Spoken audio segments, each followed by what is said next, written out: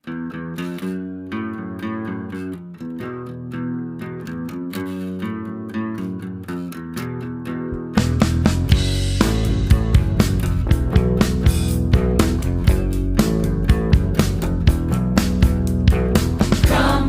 as you are, as you were, as I want you to be. I'm Mark Quezon, I'm 21 years old, and I'm a self-taught artist based in Baliwag, Bulacan.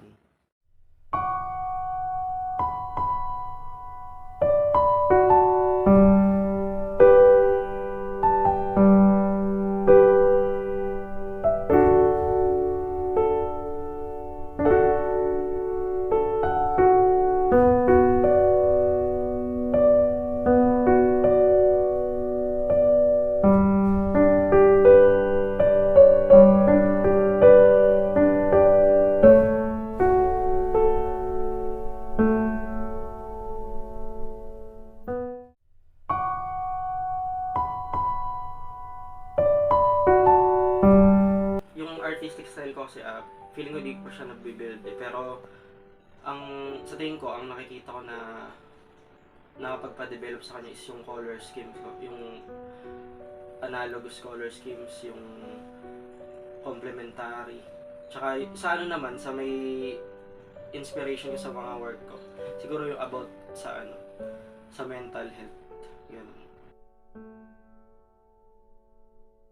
Yung yung painting ko nung last show namin, talagang nahirapan ako mag-isip ng concept.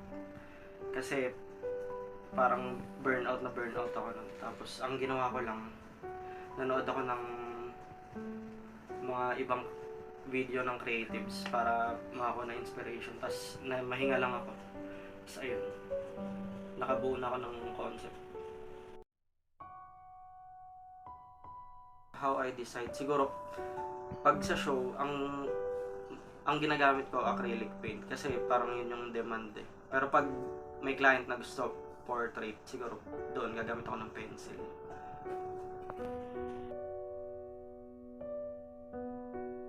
Yung objective naman para sa commission, depende naman siya sa client. Pero kapag, halimbawa sa mga show, pag wala naman siyang main objective, pag yung open team naman siya, siguro mga personal struggles ko, in-express ko dun sa painting. Ayun, gano'n ko ina-approach yung mga paintings ko. Artistic voice. Dati kasi, ang ginagawa ko lang mga portrait, mga may reference photo, ganun. Since parang na-realize ko, hindi ako masyadong nakapag-express, nag-shift ako sa stylized na artwork na painting. Na-inspire ako sa ibang artist na ganun. Nakakagawa sila ng painting na nakapag-express sila sa style nila. Kaya naisip ko na mag-shift na din from realism to concept art. Tingnan ko muna kung yung criticism ay valid. Minsan kasi yung criticism parang lang, hindi siya talaga criticism. Pero pag naman kinriticize nila yung artwork ko na tingin ko naman kailangan talaga i-improve, ina-accept ko naman.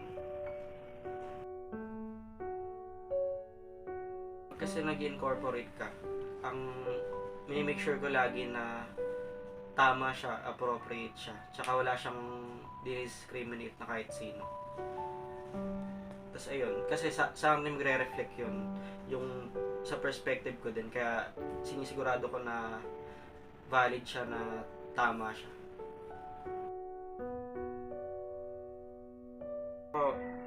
Puro portrait lang puro yung may reference photo, yung kumukopya lang.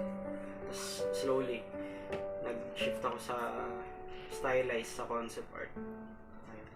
Kagaya ng sinabi ko kanina, gagawa lang ako ng painting, tapos pag may naisip ako na idagdag or kulang dun sa previous painting ko, idadagdag ko siya sa susunod. Tapos hanggang mabuo na siya ng mabuo, hanggang ma-develop siya ng ma-develop.